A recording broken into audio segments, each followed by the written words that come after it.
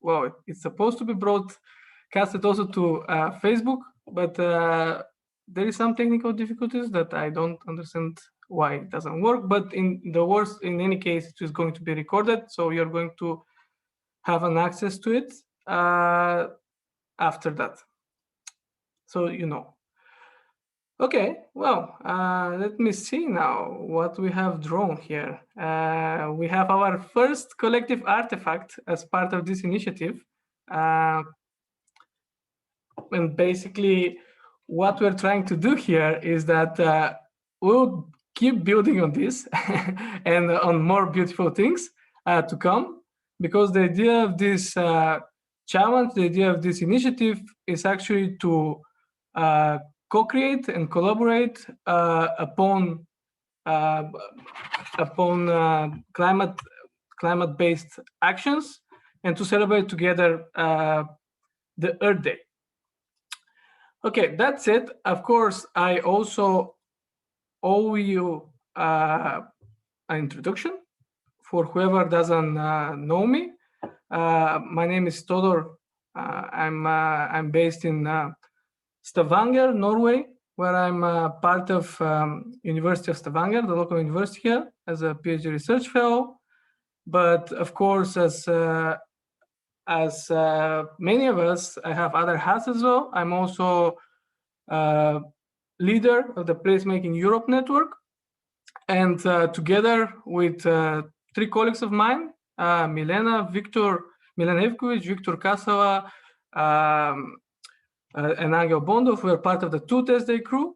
And again, for whoever doesn't know what we're doing, we're basically independent professionals who are eager to get our hands dirty on a regular basis and experiment with different tools, with different tactical interventions, and what even more so, try to do this as a group, so we can learn from each other and we can inspire to do better things and more creative things, while of course contributing to the local context where we are. And together with our great friends from PlacemakingUS, namely Ryan Smolar, Tina Govan, and Madeleine Spencer, for 2nd year in a row, we're committing to this global action that we're initiating together and with all of you, whoever wants to join. And the idea is, of course, to really celebrate Earth in action-based fashion. But you will learn more about this from my colleagues, actually, that I'll give the floor to. After that, just again, an important thing to tell you is that this is a first session in which the goal is to launch this campaign again.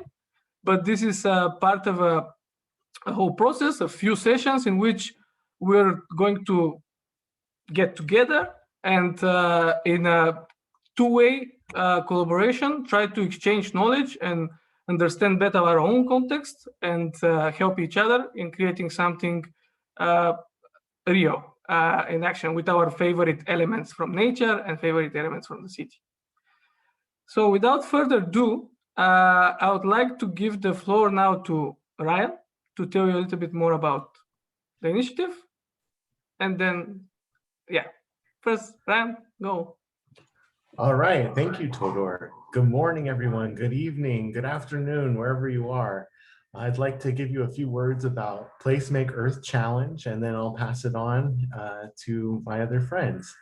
So let me see here. Okay, perfect. All right, so welcome everybody. Yay, we're back together. And it's the Placemake Earth Challenge. And this year we're gonna co-design with nature. Okay, well, to start, let's behold our habitat, our human habitat, the built environment. And a great placemaking quote to open us up and center us in the art of placemaking. It's from William White. And he says, it's difficult to design a space that will not attract people. What is remarkable is how often this has been accomplished. And I think what you can see here in this monolithic, brutalistic, very famous, very devoid of not just human life, but any permeable life structure, is that we've kind of lost our way in this century, the way of building human habitats that work well with our context, our climates, our environments, and we're really starting to pay the price, and we need to reverse course and start fixing some of these problems. And that's why we're here today. Now, we're here as placemakers, and what we already know as placemakers what makes a great place. And this is a very famous diagram from Project for Public Spaces that shows a lot of the themes, the ways those things get cut up into different activities, some of the data points behind those type of activities that lead to a great place, you know, a safe place, a beautiful place, a place where people have local ownership. But these same things that make a great place are actually the same things that make a great habitat. And so there's a great translation here from the built environment to the natural environment. And in this design challenge, we're really going to have fun together, diving into our individual places, learning about them ourselves, but in a global context, because you're here with me in California, with Todor in Norway, and Tina in Raleigh, and folks all over the world who are also learning these same things. And it's really a comparative art, because you really don't appreciate what you have until you see what you don't have and what others don't have, and realize that. So in this design challenge, we're going to be getting to know our ecoregions and our plant and critter neighborhoods or neighbors that inhabit them.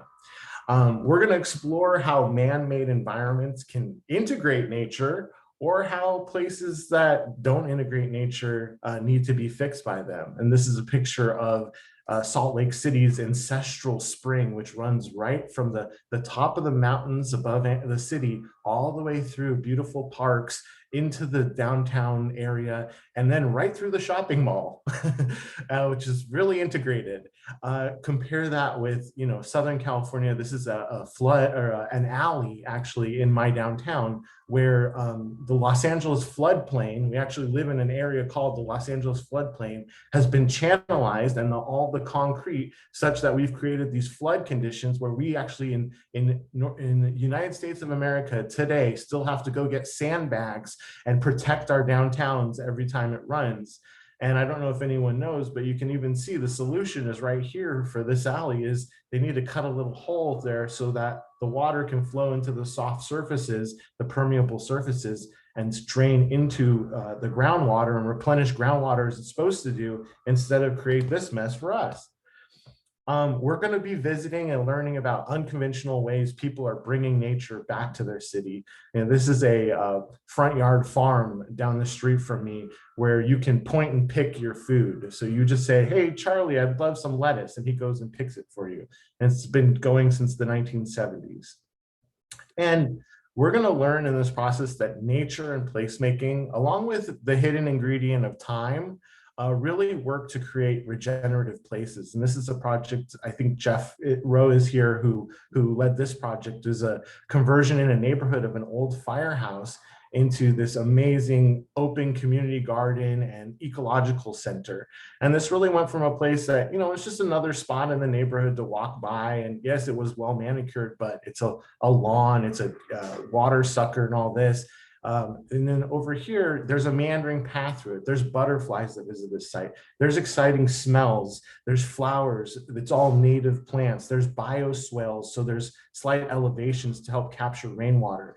This fence, which just kept people walking by not knowing what was going on back there, has been opened up and is actually now a living fence with berries, and people can see through and see there's a farm, and there's signage telling people how to get involved. So this is a much more life-affirming, healthy, inviting place that's also better for the environment. And it was a lot of small changes and tweaks, and the community really leading this process with nature, with time, which will continue to create a beautiful, sustainable place. And I'll leave us here with a really great quote that I hope inspires us as we move forward to create ideas and designs that utilize nature. And it's from our good genius, R. Buckminster Fuller. "When I'm working on a problem, I never think about beauty. But when I have finished, if the solution is not beautiful, I know it's wrong."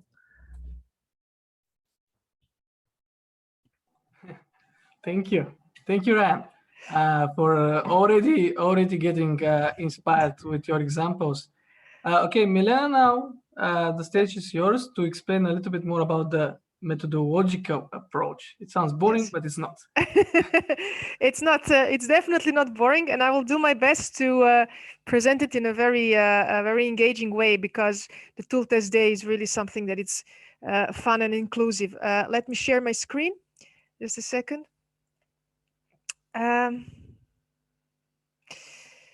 Okay. Sorry. Share. I hope you can see it, and I will make it a bit bigger. So, as Todor already introduced me, my name is Milena Ivkovic. I'm part of the Tool Test Day crew, together with him, with Angel, and with Victor.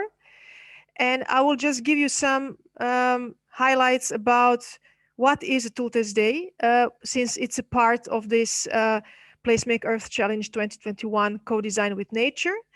And I will talk about the exchange of practical knowledge, which is the basic method within the Tool Test Day.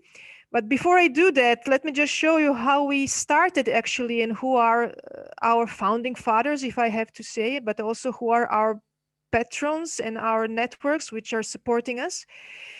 We have started as a group, the three of us, the Tool Test Day crew. We started with this initiative in 2019 during the Europe Placemaking Week in Valencia in Spain, a very beautiful city at the Mediterranean coast of Spain.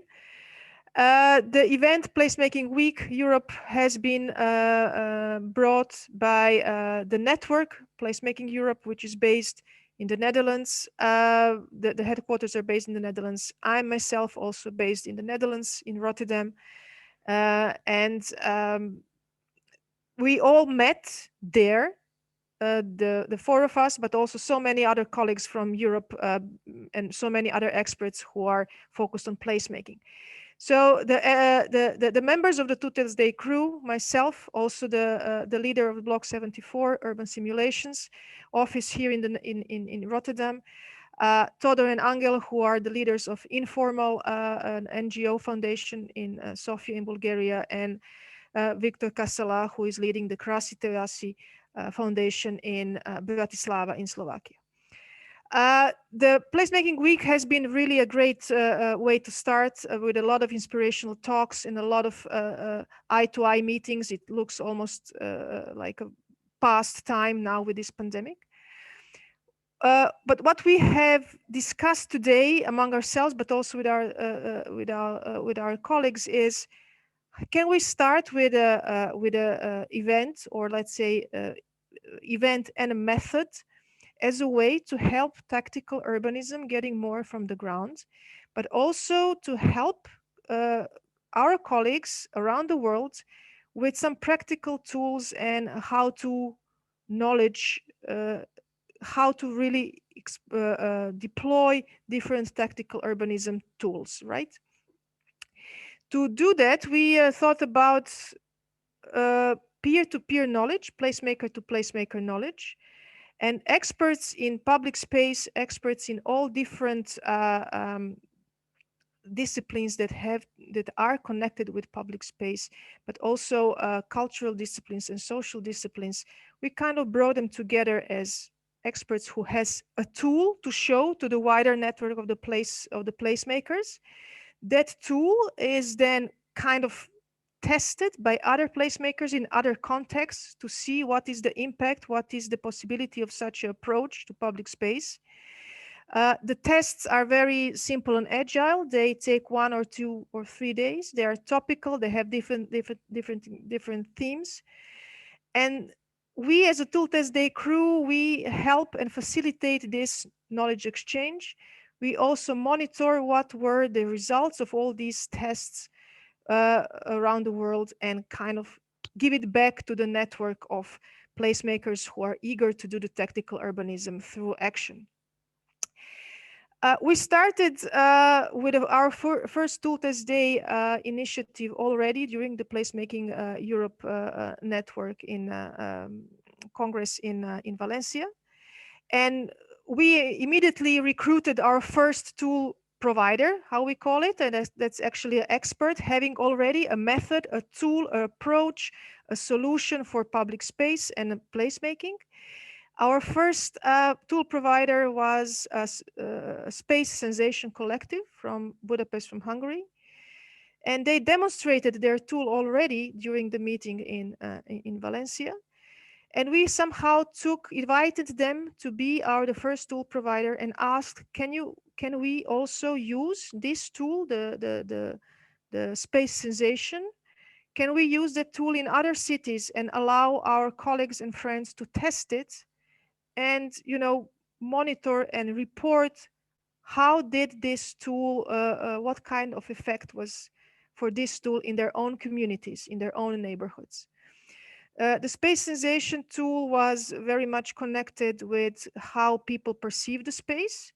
We tested it among ourselves, in our own group, so in Bratislava and in Silistra in Bulgaria.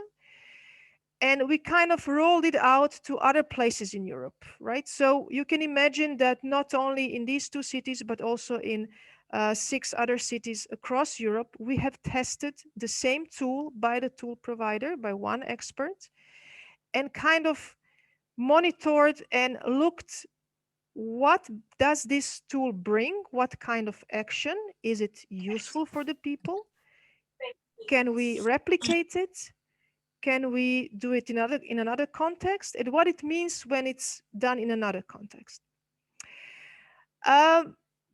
We got very good feedback on this. Really, people were quite excited to first learn from their peers, to see what kind of tools they have in other contexts around Europe. And the idea to test someone else's tool in your own network, in your own surrounding or your own neighborhood, and then report on it to your other peers and colleagues seems to be very, very, very interesting. So we continued with other tools and other tests. The second one was with the topic of how to use light. So the basic tool, the basic topic was the use of light in neighborhoods. And again, we had more than 15 different cities and 15 different placemaking practitioners around the Europe and also around the world to try this, the idea of using different approaches to light and light installations for the neighborhood.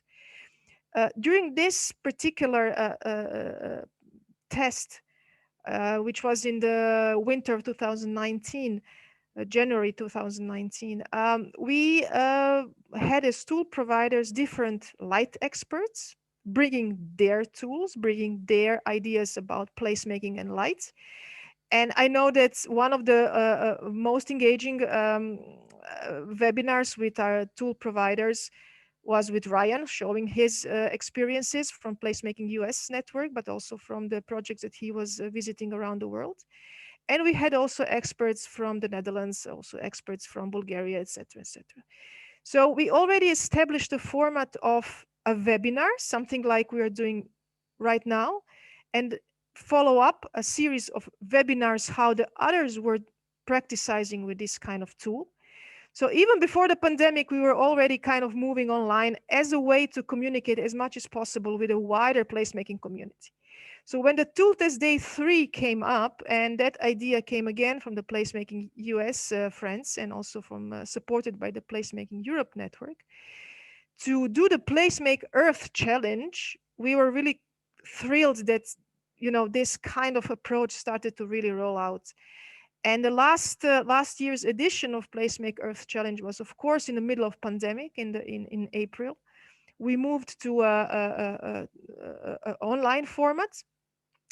But still, it was amazing to see how many tool providers and tool testers we were able to organize even online, people listening to our webinars, people listening to the experts from our networks within the topic of climate adaptation, which was the topic of the Placemake Earth Challenge last year.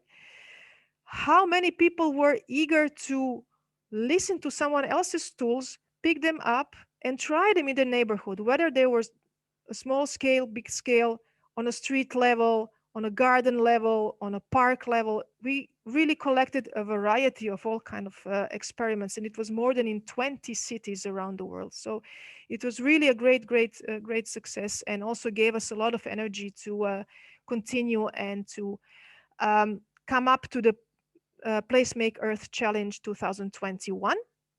And that's where we are now. So this is my last slide, and also the last methodological element we are going to do today. After this, we're just going to move to some more action. So how are we going to walk through between now and the actual action in the somewhere in April for the Placemake Earth Day? We are now at on this roadmap. We are on the point number 1, when we are kind of getting in touch, seeing who is interested to be with us, who is interested in the Placemake Earth Challenge. And I suppose a lot of you have also visited the PlacemakingUS web page, which you could register for a bit more deeper information and to really be part of the group that is going to do experiments on the ground on the Placemake Earth Day. In our second webinar, the one which we call SET, we are now getting ready first. In the second webinar, when we are going to our next step, step number 2, we're going to hear it from the experts dealing with co-design with nature. So we're going to invite several experts to talk us through some practicalities, how to co-design with nature. In that way, we're going to give more structural knowledge and support to the network and to the people who are eager to do the experiments on the day itself. When we get a bit more on this structural knowledge, what is possible to do on the ground, we are going to the go, or the activity week of the Placemake Earth Challenge, when we will prepare all different locations and different experiments. I mean, you, the participants, will prepare the different locations and experiments. We will support in execution and communication. We will keep on exchanging all findings and updated tools also a little bit online. The step number 4 is when we are going to really test some of ideas that have been collected during the previous webinars, and stage actions on the ground during the Placemake Earth Week, which is going to be between April 17th and April 25th. After that, we will monitor and evaluate, like we did on the previous tool test days, monitor and evaluate how many actions did took place, what are the lessons learned, what is the impact, how did other people perceive it, how did we as placemakers perceive it, and what can we learn from each other, and go back then again to meet each other on the reflection webinar, which will be sometime in May. So this is so far from my side. I really don't want to take much time from breakout room sessions, which will soon follow, and when we are going to be a bit more, let's say, productive and creative, and to think about co-design with nature. So I will stop my share, and let's go back to Todor. Yes, we have one more. Tina Govan is also going to inspire us a little bit before we go to the breakout rooms, but then we're going there. So Tina. Excellent. Let's listen to you, Tina. Okay, thank you. I'm going to just show a few slides. Okay. Can you see my screen? Yes. Okay. So I'm just going to, these are not tactical urbanism kinds of strategies, but I spent years in Japan and spending a lot of time as an architect building with nature. So I just thought this might spawn some ideas for you. So nature as a building material, here is nature as a roof on this community center in Japan, where actually that is the material. Instead of tiles, they have a kind of trellis work on top of this building that bougainvillea vines grew on top of, and so seeing that as a material to cover a building is not typical for an architect, but this was done about 20 years ago. And we've all seen, vines growing on walls and making this kind of dynamic layer to the outside of buildings. which is amazing, you know, having it overtake a building and be a kind of cladding to a building. This is a project I did here in North Carolina, which is a green roof. And so you have this changing, you know, ground that's also sort of giving back to earth where you built. But I think what's even more interesting is when you've got nature actually being an enclosure. So here, this is this street in Japan. It's a town, and whoops, sorry. And all of the properties and streets are enclosed by walls of trees. So it's very cool. I mean, it's very kind of interesting to think of nature as an enclosure material itself, building walls or having nature come in and become a ceiling. So it takes the place of the building in a way. Or we've all seen this kind of thing where, you know, we use nature or trees as a real space divider. This here, it's creating shade and the kind of divisions of zones between the trees and the building and the plaza.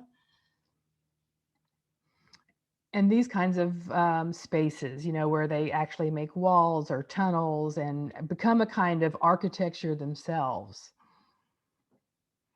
Here it is in a graveyard where, you know, the space between these bollards are left and little green walls enclose a gravesite.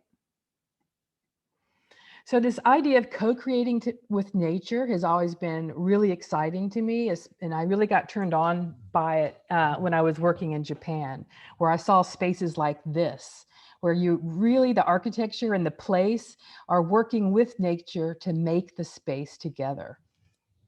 This is a project I worked on when I was there. It was a community center that was built in a grape orchard with a view of Mount Fuji. And so I learned here about building partially, where you're leaving room for nature to come in and complete the space. So it's not all done by the built world, but nature plays a role in making the space. So we have this community center that's got a series of roof terraces, and we made a network of cables that the grape orchard and vines came up and grew over the top of the building and became the ceiling on these terraces. So when the grapes are in full bloom, you've got this thick grape infested kind of ceiling, but then in winter, when it all dies back, it opens up and the light comes in, the sun comes in, and it's a whole different kind of space. So it really is a dynamic space, you know, because you're having nature enclose it, it changes with the season and you become more aware of time passing and seasons changing. We even made railings on these roof terraces out of grapevines. So these are bamboo trellises, and the grapevines grow up and become the material of the railings themselves. And here's the settings. So it really merges with the landscape. And this was something we did on several projects. This is a town hall near Tokyo, where again, we put grapevines up over top of the building. This is a town hall at Okinawa, where it's a sort of concrete block trellis that is meant to have bougainvillea vines grow over it. So it wouldn't be the same kind of space if those vines weren't there. So there really is kind of a codependency between the building and the vines.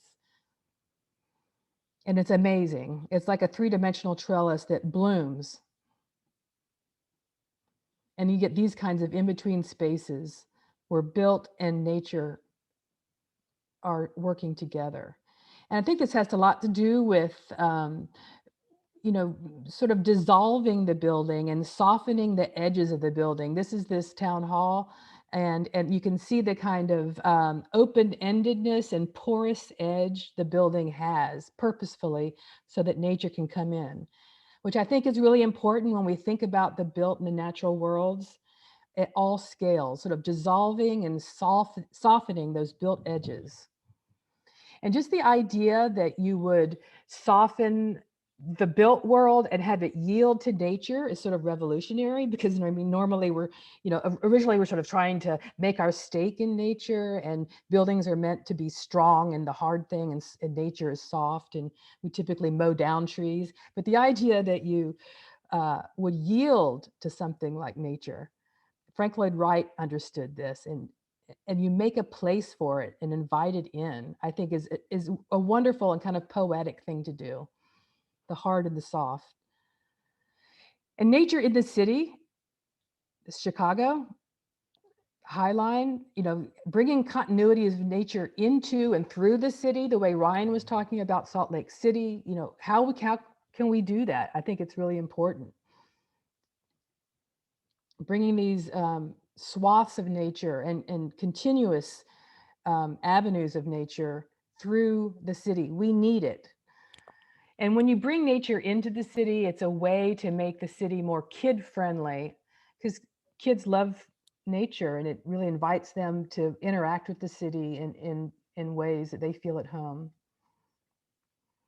This is a space in Rotterdam that maybe Milena knows about, where you're inviting nature and change over time. So here, in one case, it's a basketball court, and then when it floods, they allow the water in, and it's a water retention pond, basically. So, I think that idea of inviting change into space, which means inviting nature in, so it could be water, or like in Japan, they think of nature as, moonlight, which it is, moonlight or rain or all these other soft changing things that can change a space, or making a place for snow to sit. And I wanted to talk just for a second about placemaking on a bigger scale made by natural forces. The way I live near the Appalachians in the southeast US, and how the landscape here is formed by, continental shifts like everywhere, and glaciers, and looking and being aware of those natural places that are there beneath our feet. And they make places. This was a thesis project I did in grad school, but just an analysis of a natural place for a project, and how places are already there, formed by nature, and that there are no blank slates. Nature has already made places for us, and to be aware of those. There's the edge of a rock outcropping, or being in a cave, or back in the woods. These are all places that have been made for us already.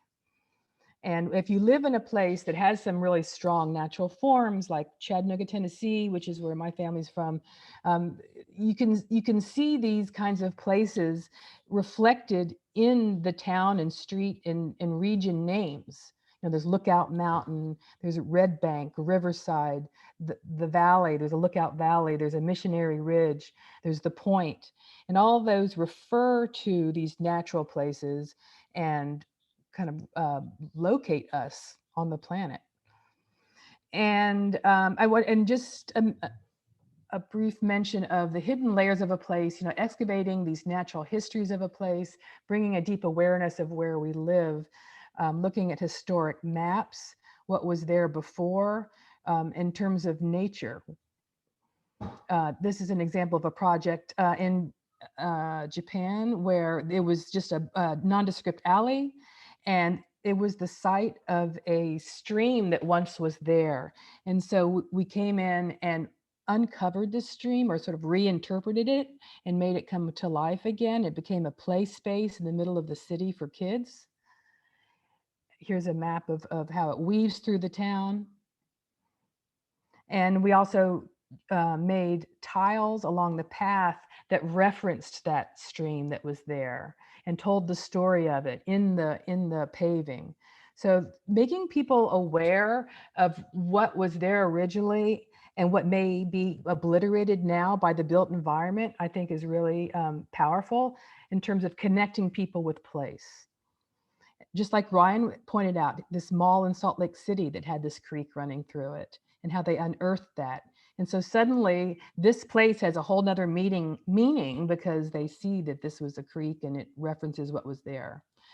And finally, just the idea that we could intentionally create places that are habitats for other life forms, not just people. You know, as placemakers, we talk a lot about making places for people, but we're not the only people, only living things here.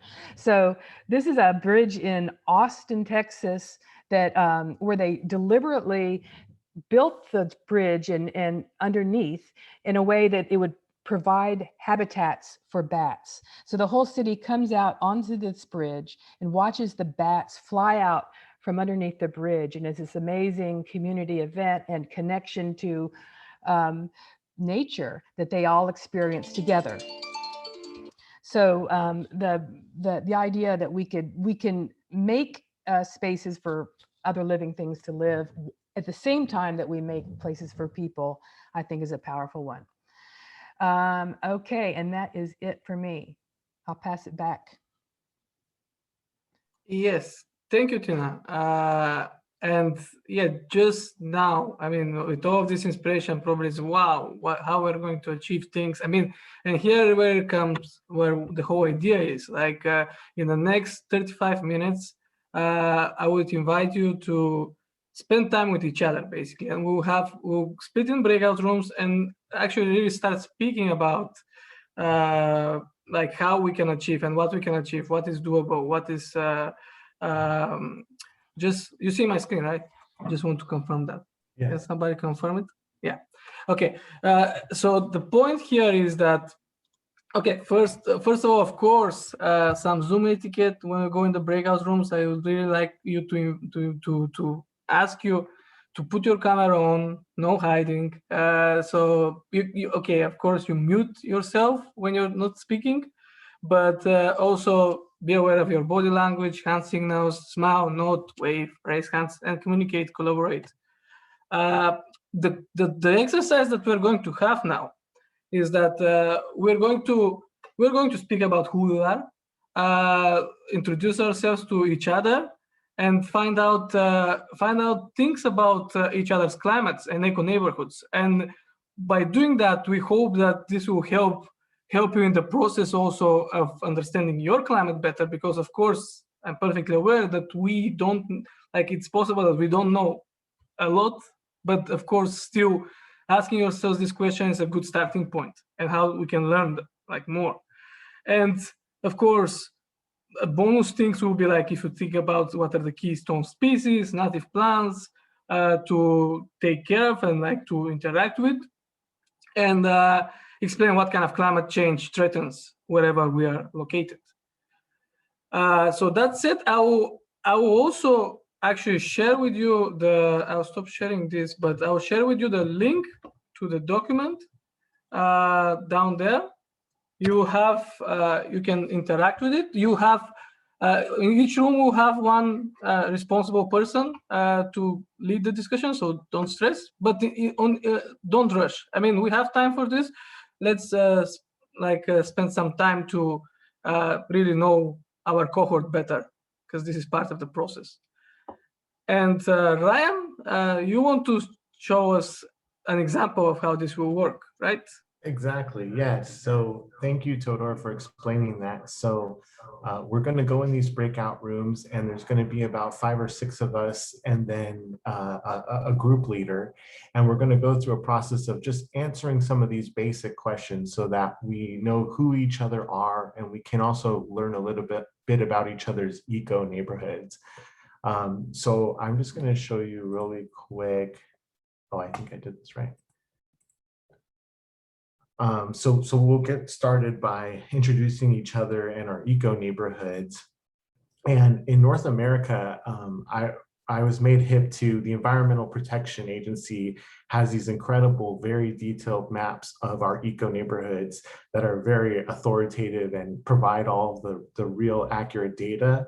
But so many secondary and tertiary institutions and groups share this information that for our purposes today, you can pretty much Google these questions if you don't know the answers to them, and you'll get some compelling information. So don't feel like you got to dive too deep, but we are going to be able to access the internet and find some of these answers if we need it.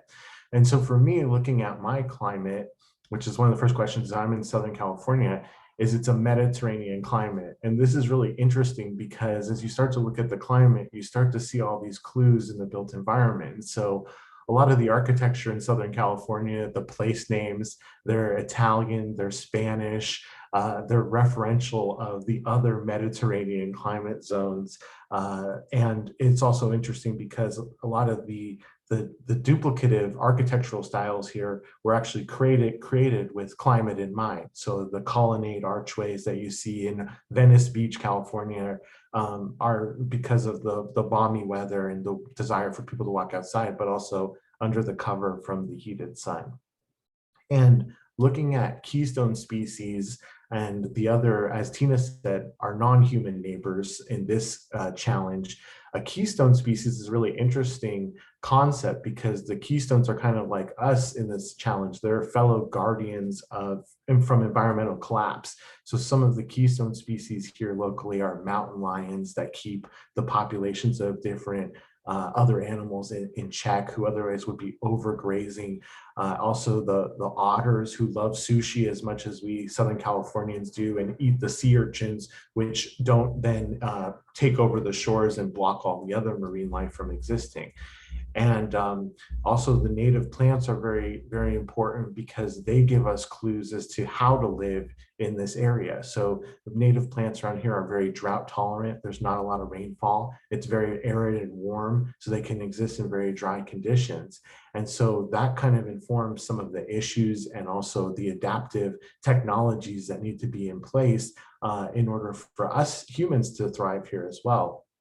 And we love this example, the celebrating local fauna and putting it really front and center. This is a biome just up the road called Joshua Tree, where their symbolic Joshua Tree is the major known species of that area. And something that's interesting is the Joshua Tree is moving out of its neighborhood. It's starting to disappear from higher altitudes and appear at lower altitudes, or vice versa. It's actually moving. And so these plants actually will get up and leave an area as well as that climate change happens and they become less adapted to live there. So we really can see that happen. And then as I look at what are some of the climate issues affecting my area, it's one of the most mass urbanized environments in the United States. We have a lot of water problems and hydrology problems, as you saw with the flooding. We've channelized all of our rivers into these concrete structures that basically take flash floods out of the plains, but they then poison the oceans. And also we don't have a lot of access to drinking water and things like that. And over the last few years, heat and wildfires has become every year an issue that shuts down the entire environment for months at a time. So these were some of the things that I could find and think were worth maybe sharing in the breakout section. And I've just added those onto an index card, basically, which is going onto a group slide. So as you guys go in these spaces, you'll see a slide similar to this, and you'll be putting your information onto these Post-its here, along with the help of the group. And we hope it's a social activity and you guys can share and talk as you go through it and find an effective way to help each other figure out this information. And then each of the group leaders will be sharing the information back out as we come back into the main room, so we can get a collective idea of who all is here and what all environments we're dealing with. Exactly. Thank you. Don't get stressed. It's not about knowing the answer at this point. It's about asking the question. So we learn the answer in the process. So I'll send you to the breakout rooms. For whoever might watch this later, we're not going to record the breakout rooms, but we'll record the feedback session. So see you in 25 minutes.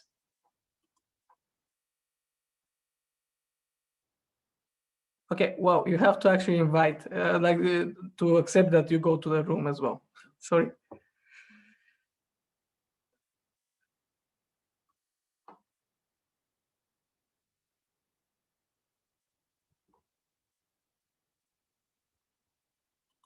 Do you see where it is? I think Adam and Kali will stay with me here.